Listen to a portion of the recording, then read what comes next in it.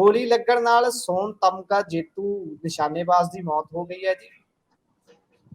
ਮੰਦਭਾਗੀ ਗੱਲ ਆ ਕਿ ਇਸ ਤਰ੍ਹਾਂ ਜੇ ਕੋਈ ਬੱਚਾ ਜਿਹੜਾ ਹੋਣਹਾਰ ਬੱਚਾ ਹੈ ਉਹ ਜੇ ਕਿਸੇ ਇਸ ਤਰ੍ਹਾਂ ਦੇ ਘਟਨਾ ਦੇ ਵਿੱਚ ਆਪਣੀ ਜਾਨ ਗਵਾ ਬੈਂਦਾ ਤੇ ਬੜੀ ਬੜੀ ਗੱਲ ਕਿ ਦੁਖਦ ਗੱਲ ਆ। ਦਰਅਸਲ ਲੁਧਿਆਣਾ ਦੀ ਗੱਲ ਆ ਕਿ 1 ਮਹੀਨਾ ਪਹਿਲਾਂ ਚੰਡੀਗੜ੍ਹ 'ਚ ਮੁਕਾਬਲੇ ਹੋਏ ਸਨ, ਇੰਟਰ ਸਟੇਟ ਮੁਕਾਬਲੇ ਸ਼ੂਟਿੰਗ ਦੇ। ਉਹਦੇ ਵਿੱਚ ਗੋਲਡ ਜਿੱਤ ਕੇ ਆਇਆ। 17 ਵਰਿਆਂ ਦਾ ਇਹ ਮੁੰਡਾ ਸੀਗਾ। ਹੁਣ ਸਿਰ 'ਚ ਗੋਲੀ ਲੱਗੀ ਆ ਤੇ ਗੋਲੀ ਉਸ ਵੇਲੇ ਲੱਗੀ ਆ ਜਦੋਂ ਹਾਲ ਦੇ ਵਿੱਚ ਹੀ ਲਿਆਂਦੀ ਗਈ ਉਹ 32 ਬੋਰ ਦੀ ਪਿਸਤੌਲ ਸਾਫ਼ ਕਰ ਰਿਹਾ ਸੀਗਾ।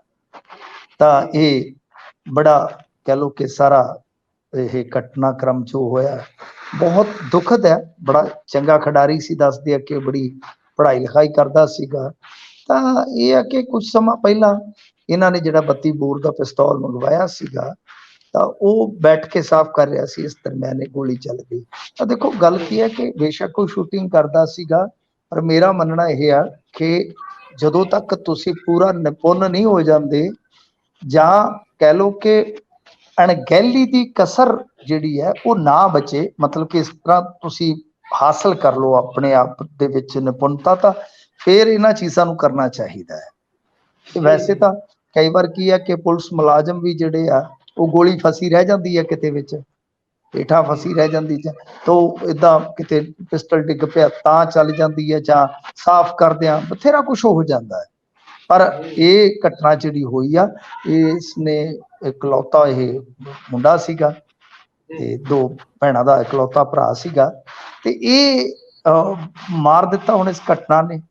ਪਰ ਗੱਲ ਇਹ ਆ ਕਿ ਜਦੋਂ ਤੱਕ ਤੁਹਾਨੂੰ ਪੂਰਨ ਤੌਰ ਤੇ ਅਸਲੇ ਬਾਰੇ ਜਾਣਕਾਰੀ ਨਹੀਂ ਹੈ ਤਾਂ ਉਦੋਂ ਤੱਕ ਮੈਨੂੰ ਨਹੀਂ ਲੱਗਦਾ ਕਿ ਸਾਫ਼ ਸਫਾਈ ਵਾਲਾ ਕੰਮ ਕਰਨਾ ਚਾਹੀਦਾ। ਬੇਸ਼ੱਕ ਕੋਈ ਸ਼ੂਟਿੰਗ ਕਰਦਾ ਹੈ ਜਾਂ ਕੋਈ ਕੁਝ ਵੀ ਹੈ ਤਾਂ ਉਦੋਂ ਤੱਕ ਪੰਗੇਬਾਜ਼ੀ ਨਹੀਂ ਕਰਨੀ ਚਾਹੀਦੀ ਜਦੋਂ ਤੱਕ ਇਹ ਸਾਰਾ ਕੁਝ ਆਉਂਦਾ ਨਹੀਂ। ਤੇ ਜਦੋਂ ਜੇ ਆਉਂਦਾ ਵੀ ਹੈ ਤਾਂ ਫਿਰ ਅਣਗਹਿਲੀ ਨਹੀਂ ਹੋਣੀ ਚਾਹੀਦੀ, ਕਿਉਂਕਿ ਅਣਗਹਿਲੀ ਕਦੋਂ ਜਾਨ ਲੈ ਲੇਗੀ ਇਹਦੇ ਬਾਰੇ ਕੋਈ ਕੁਝ ਨਹੀਂ ਕਹਿ ਸਕਦਾ। ਗੋਲੀ ਲੱਗਣ ਨਾਲ ਸੋਨ ਤਮਗਾ ਜੇਤੂ ਨਿਸ਼ਾਨੇਬਾਜ਼ ਦੀ ਮੌਤ ਹੋ ਗਈ ਹੈ ਜੀ।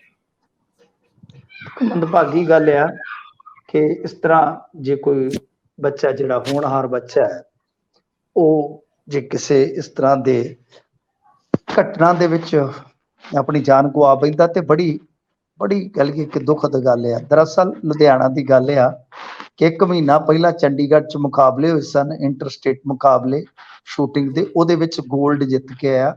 17 ਵਰਿਆਂ ਦਾ ਇਹ ਮੁੰਡਾ ਸੀਗਾ। ਹੁਣ ਸਿਰ 'ਚ ਗੋਲੀ ਲੱਗੀ ਆ ਤੇ ਗੋਲੀ ਉਸ ਵੇਲੇ ਲੱਗੀ ਆ ਜਦੋਂ ਹਾਲ ਦੇ ਵਿੱਚ ਹੀ ਲਿਆਂਦੀ ਗਈ ਉਹ 32 ਬੋਰ ਦੀ ਪਿਸਤੌਲ ਸਾਫ਼ ਕਰ ਰਿਹਾ ਸੀਗਾ। ਤਾਂ ਇਹ ਬੜਾ ਕਹਿ ਲਓ ਕਿ ਸਾਰਾ ਇਹ ਘਟਨਾਕ੍ਰਮ ਜੋ ਹੋਇਆ ਬਹੁਤ ਦੁਖਦ ਹੈ। ਬੜਾ ਚੰਗਾ ਖਿਡਾਰੀ ਸੀ, ਦੱਸਦੇ ਆ ਕਿ ਬੜੀ ਪੜ੍ਹਾਈ ਲਿਖਾਈ ਕਰਦਾ ਸੀਗਾ। ਤਾਂ ਇਹ ਆ ਕਿ ਕੁਝ ਸਮਾਂ ਪਹਿਲਾਂ ਇਹਨਾਂ ਨੇ ਜਿਹੜਾ 32 ਬੋਰ ਦਾ ਪਿਸਤੌਲ ਮੰਗਵਾਇਆ ਸੀਗਾ ਤਾਂ ਉਹ ਬੈਠ ਕੇ ਸਾਫ਼ ਕਰ ਰਿਹਾ ਸੀ, ਇਸ ਦਰਮਿਆਨ ਗੋਲੀ ਚੱਲ ਗਈ। ਤਾਂ ਦੇਖੋ ਗੱਲ ਕੀ ਹੈ ਕਿ ਬੇਸ਼ੱਕ ਉਹ ਸ਼ੂਟਿੰਗ ਕਰਦਾ ਸੀਗਾ, ਪਰ ਮੇਰਾ ਮੰਨਣਾ ਇਹ ਆ ਕਿ ਜਦੋਂ ਤੱਕ ਤੁਸੀਂ ਪੂਰਾ ਨਿਪੁੰਨ ਨਹੀਂ ਹੋ ਜਾਂਦੇ ਜਾਂ ਕਹਿ ਲਓ ਕਿ ਅਣਗਹਿਲੀ ਦੀ ਕਸਰ ਜਿਹੜੀ ਹੈ ਉਹ ਨਾ ਬਚੇ, ਮਤਲਬ ਕਿ ਇਸ ਤਰ੍ਹਾਂ ਤੁਸੀਂ ਹਾਸਲ ਕਰ ਲਓ ਆਪਣੇ ਆਪ ਦੇ ਵਿੱਚ ਨਿਪੁੰਨਤਾ, ਤਾਂ ਫਿਰ ਇਹਨਾਂ ਚੀਜ਼ਾਂ ਨੂੰ ਕਰਨਾ ਚਾਹੀਦਾ ਹੈ। ਤੇ ਵੈਸੇ ਤਾਂ ਕਈ ਵਾਰ ਕੀ ਹੈ ਕਿ ਪੁਲਿਸ ਮੁਲਾਜ਼ਮ ਵੀ ਜਿਹੜੇ ਆ ਉਹ ਗੋਲੀ ਫਸੀ ਰਹਿ ਜਾਂਦੀ ਹੈ ਕਿਤੇ ਵਿੱਚ, ਹੇਠਾਂ ਫਸੀ ਰਹਿ ਜਾਂਦੀ ਜਾਂ ਤਾਂ ਏਦਾਂ ਕਿਤੇ ਪਿਸਟਲ ਡਿੱਗ ਪਿਆ ਤਾਂ ਚੱਲ ਜਾਂਦੀ ਹੈ, ਜਾਂ ਸਾਫ਼ ਕਰਦਿਆਂ ਬਥੇਰਾ ਕੁਛ ਹੋ ਜਾਂਦਾ ਹੈ।